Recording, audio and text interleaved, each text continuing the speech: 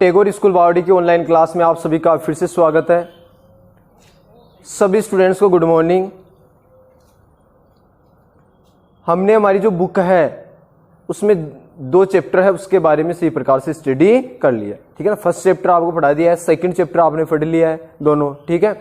उनके question answer सही प्रकार से आपने हल कर लिए होंगे और सभी को शायद याद भी होंगे, ठीक है। याद नहीं तो उनको जल्दी से क्या कर लो, याद कर लो, ठीक है ना, क्योंकि अगला जो चैप्टर जैसे चैप्टर बढ़ते जाएंगे तो फिर प्रॉब्लम हो जाएगी, इसलिए साथ के साथ याद करना भी जरूरी है, क्योंकि आपको इतना ही बताया जाता है कि जितना आप आसानी से याद कर सको, ठीक है।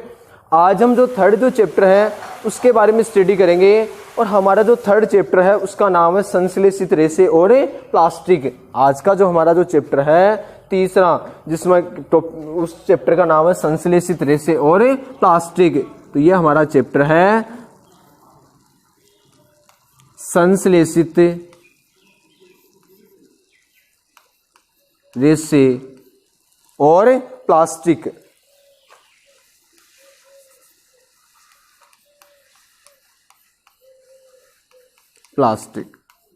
मैं थोड़ा सा आपको ऐसे इजी वे में बता देता हूं, फिर आराम से जो बुक्स की लैंग्वेज है उसके आधार पर बता दिया जाएगा। प्लास्टिक की तो यदि हम बात करते हैं तो जैसे हम बात करें कि आजकल जो बिना प्लास्टिक के, जैसे मान लो कि ऐसे लग रहा है कि जैसे जिंदगी अधूरी है।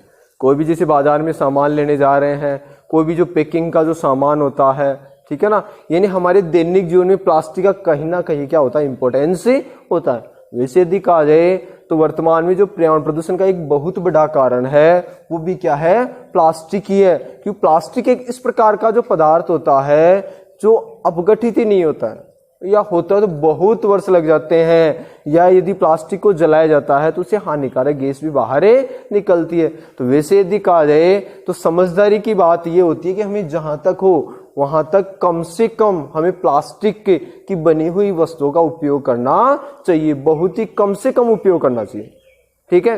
जैसे पॉलीथीन की थैली मान लो, कोई भी बाजार में सामान लाते हैं तुरंत थैली में ले आते हैं, ठीक है ना, इसलिए हमें ऐसा नहीं करना चाहिए, प्लास्टिक का उपयोग कम से कम करना चाहिए। संश्लेषित रेशे पढ़ेंगे, उससे पहले हम ये पढ़ते हैं कि जो रेशे होते हैं उनसे क्या बनते हैं, विभिन्न प्रकार के कपड़े बनाए जाते हैं। यानी हम बात करें कि जो भी हम पोशाक पहनते हैं वो कपड़ों से निर्मित होते हैं, या फिर हम बात करें कोई भी जो कपड़ा होता है वो किससे मिलकर बना होता है, रेशों से मिलकर बना हुआ होता है। यानी जो भी कपड़े हैं या वस्त्र है वो रेशों से मिलकर बने होते हैं। ये रेशे 2 प्रकार के हो सकते हैं, एक तो रेशे होते हैं संश्लेषित रेशे और एक रेशे होते हैं प्राकृतिक रेशे। 2 प्रकार के रेशे होते हैं, संश्लेषित रेशे और प्राकृतिक रेशे। आपको थोड़ा मैं इजी वे में बता देता हूं कि जैसे मान लो कोई भी जो वस्त्र है वो किनसे निर्मित होते हैं, वस्त्र निर्मित होते हैं किनसे निर्मित होते हैं, रेशों से। इनसे होते हैं रेशों से। रेशे 2 प्रकार के होते हैं। पहले प्रकार के जो रेशे होते हैं वो तो कौन से रेशे होते हैं, प्राकृतिक रेशे। पहले प्रकार के जो रेशे होते हैं कौन से होते हैं, प्राकृतिक रेशे। दूसरे प्रकार के रेशों की यदि हम बात करें तो दूसरे प्रकार के जो रेशे होते हैं कौन से रेशे होते हैं, संश्लेषित रेशे, ठीक है। प्राकृतिक रेशों की हम बात करें कि इस प्रकार के जो रेशे होते हैं वो प्रकृति से प्राप्त होते हैं। कहने का मतलब है या तो पौधों से प्राप्त किए जाते हैं या फिर किनसे प्राप्त किए जाते हैं, जंतुओं से प्राप्त किए जाते हैं। यानी इस प्रकार के जो रेशे होते हैं वो प्रकृति से प्राप्त होते हैं, या तो पौधों से या फिर जंतुओं से, पौधों से या फिर जंतुओं से। अब इनमें हम बात करें कौन कौन से हो सकते हैं, जैसे हम बात करें ऊन है, ठीक है ना, कपास, ठीक है, या फिर रेशम। कपास होता है वो कपास पादप से प्राप्त किया जाता है, ठीक है ना, और कपास के जो बीज होते हैं उसे बिनोला कहा जाता है, ठीक है, जिससे तेल प्राप्त कर लिया जाता है।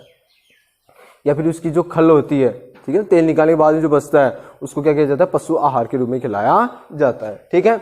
ऊन की यदि हम बात करें, जैसे भेड़ है, बकरी है, उन सब से क्या प्राप्त किया जाता है, ऊन प्राप्त किया जा सकता है। इसी प्रकार से रेशम होता है वो किससे प्राप्त किया जाता है, रेशम कीट से प्राप्त किया जाता है। तो ये क्या होता है, प्राकृतिक स्रोत है। यानी कहने का मतलब है प्रकृति से प्राप्त होने वाले रेशम है, तो इसलिए ये पौधे से प्राप्त हो सकते हैं, जंतुओं से प्राप्त हो सकते हैं। तो प्रकृति से प्राप्त हो रहे हैं या प्राकृतिक कारकों से प्राप्त हो रहे हैं, इसलिए कौन से रेशे कहलाते हैं, प्राकृतिक रेशे कहलाते हैं।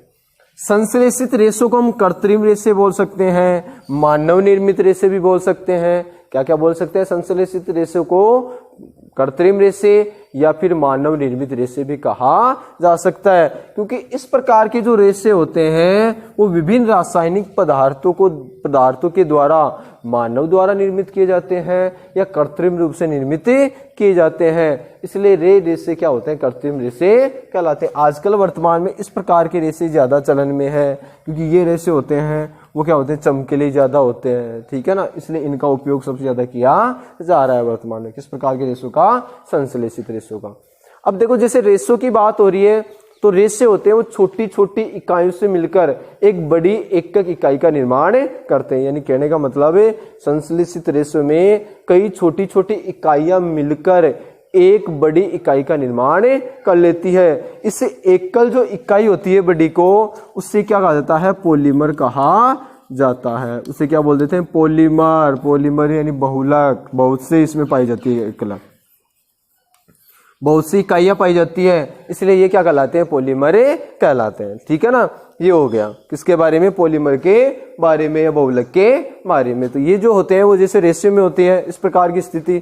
ठीक है, अब देखो जैसे हम बात करें रेशे, जैसे हम प्रकृति में और भी रेशों की हम बात करें, सेलुलोज की हम बात करते हैं, ठीक है ना, वो भी क्या है? एक प्रकार का जैसे बहुलक है। प्राकृतिक बहुलक क्या है? सेलुलोज भी है, ठीक है ना। सेलुलोज जैसे हम बात करें कि जो कोशिका भित्ति होती है वो सेलुलोज या हेमीसेलुलोज से मिलकर बनी हुई होती है। तो सेलुलोज भी क्या है? एक प्रकार का प्राकृतिक बहुलक है जो पादपों में पाया जाता है, मुख्यतः सेलुलोज की हम बात करें। ठीक है, तो अब हम इसके बाद में, ये तो हो गया हमारे थोड़ा सा बेसिक नॉलेज, जो बेसिक जो जानकारी हो गई इस चैप्टर के बारे में स्टार्टिंग में।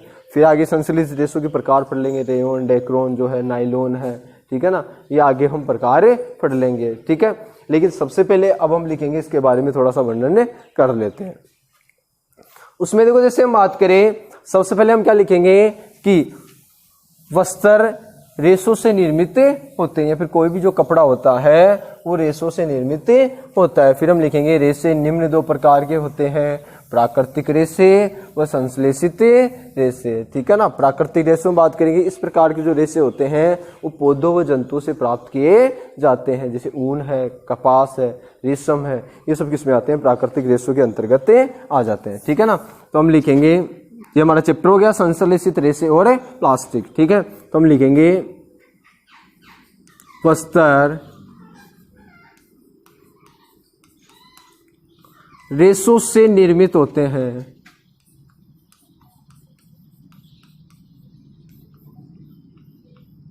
निर्मित होते हैं। किससे निर्मित होते हैं? रेशों से। अब देखो जैसे हम बात करें, रेशे मुख्यतः दो प्रकार के होते हैं।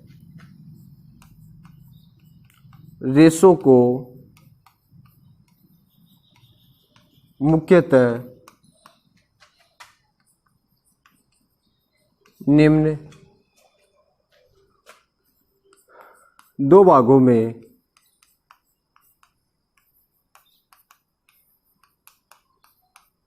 बांटा गया है। कितने भागों में बांटा गया है? दो भागों में। सबसे पहले एक नंबर का टॉपिक है प्राकृतिक रेशे, प्राकृतिक रेशे, और दो नंबर का है जिसे बोल सकते हैं, क्या बोल सकते हैं? संश्लेषित,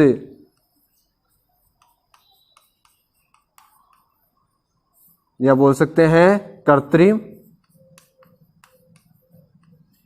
या फिर क्या बोल सकते हैं? मानव निर्मित रेशे।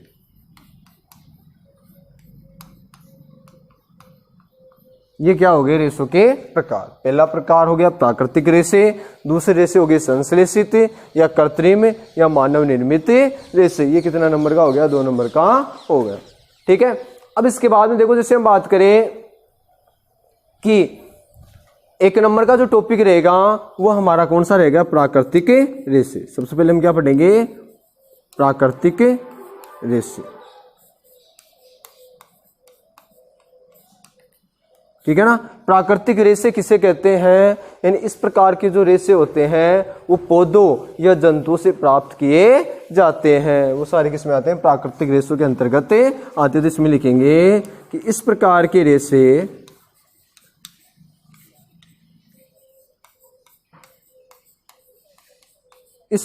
रेशे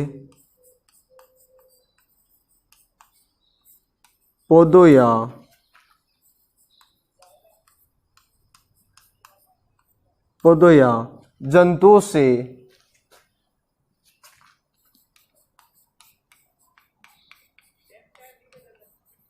प्राप्त किए जाते हैं, पौधों जंतुओं से प्राप्त किए जाते हैं। ठीक है। इसका उदाहरण की यदि हम बात करें, इसका उदाहरण हम लिख लेंगे। उदाहरण में क्या आ जाएगा, कपास। ठीक है। कपास के साथ हम क्या लिख सकते हैं, ऊन, रेशम आदि।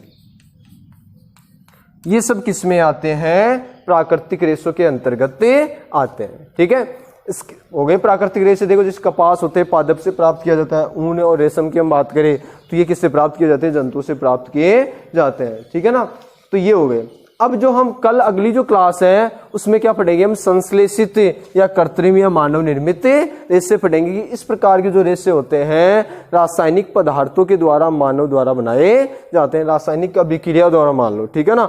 मानव के द्वारा निर्मित किए जाते हैं, इसलिए इसे मानव निर्मित बोल सकते हैं या कृत्रिम भी बोला जा सकता है। संश्लेषित रेशे भी कहा जा सकता है। रेयोन है, डेक्रोन है, नाइलॉन है, ये सब किस में आते हैं, संश्लेषित रेशों के अंतर्गत आते हैं, जो पढ़ेंगे अगली क्लास में।